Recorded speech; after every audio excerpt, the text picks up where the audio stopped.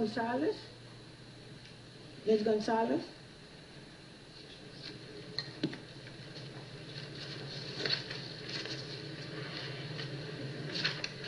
Oh my God. Noon again. Thank you for the thoughtful and thorough research into the options regarding testing.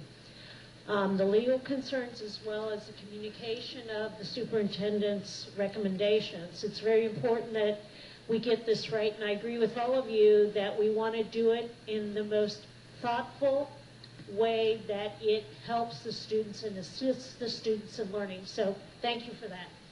I want to thank Dr. Feldman and Dr. Holloway. Thank you for being the action people on this testing component, because we parents are very concerned about it, and we do want to get it right.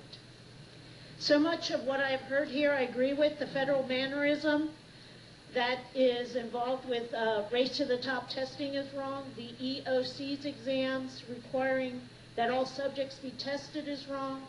The push button to pause the assessment. Having new assessment be field tested in Florida, that data should only be used for the teaching and learning.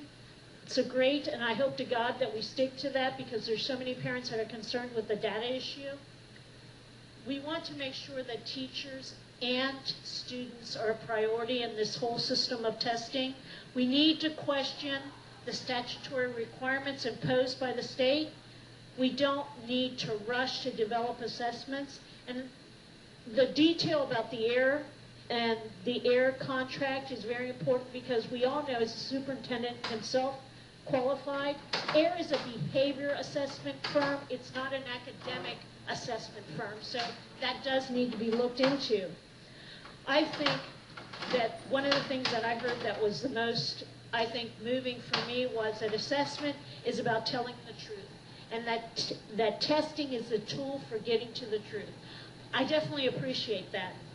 But before we get to that truth in the assessment, we need to get to the truth in the textbooks, the truth in the curriculum, the truth in the standards.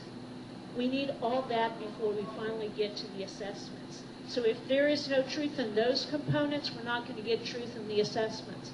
So I ask, the final question is begged to be asked: who is in control of education in Miami-Dade County? Who is in control?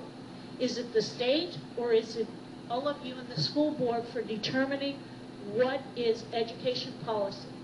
So I ask you to truthfully answer that question. Thank you.